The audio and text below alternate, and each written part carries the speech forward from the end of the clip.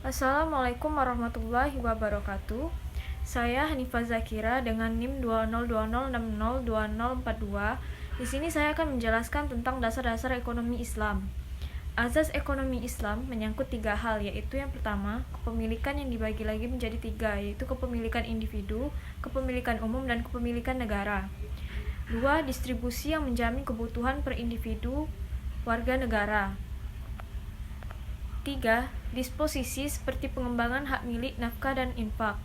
Kebijakan mikroekonomi Islam.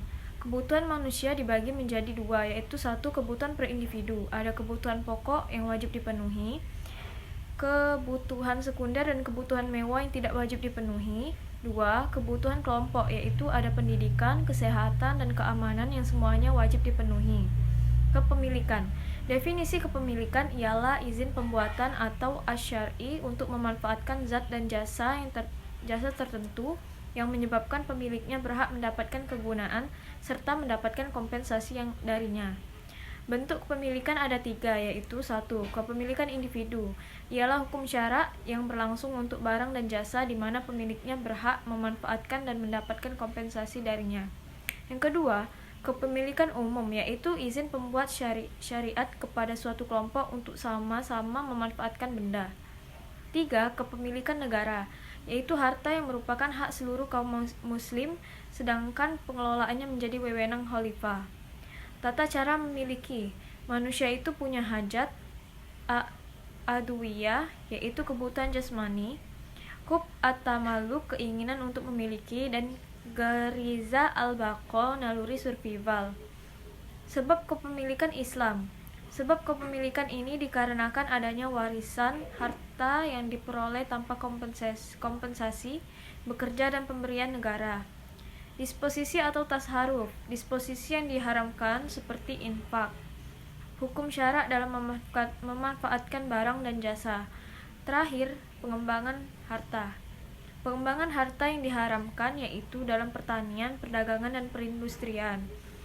Infak yaitu faktor hubungan wasiat hadiah dan faktor nafkah seperti ayah kepada anak. Hukum tanah pertanian.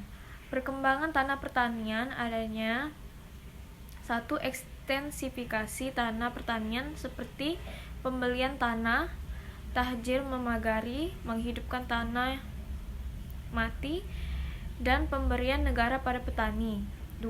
Intensifikasi tanah pertanian seperti wajib mengelola tanah pertanian dan haram menyewakan tanah pertanian. Hukum perdagangan.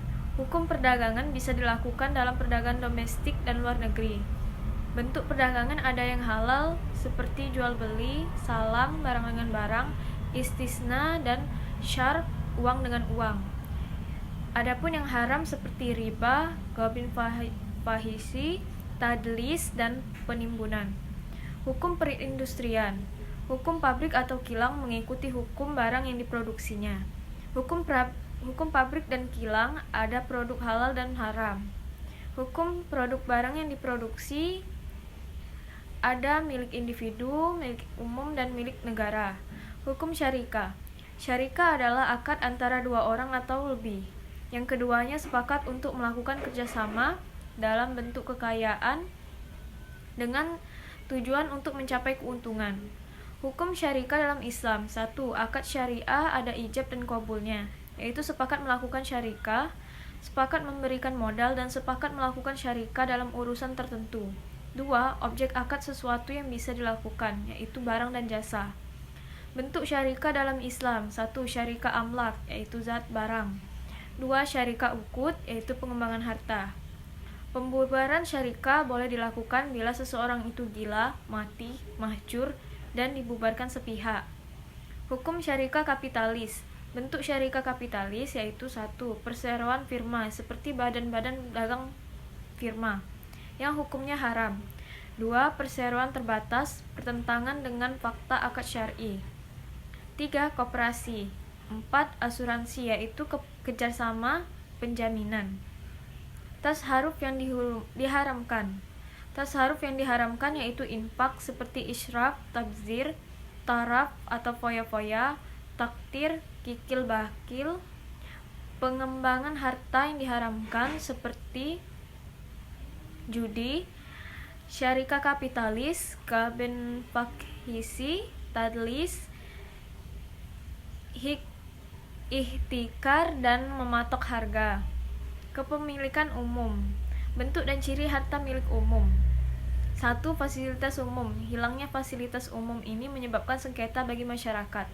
2. Bahan tambang yang tidak terbatas seperti air, minyak, dan emas. 3. Sumber daya alam yaitu sumber yang sifat pembentukannya menghalangi dimiliki secara perorangan. Sekian penjelasan dari saya akhiri. Wassalamualaikum warahmatullahi wabarakatuh.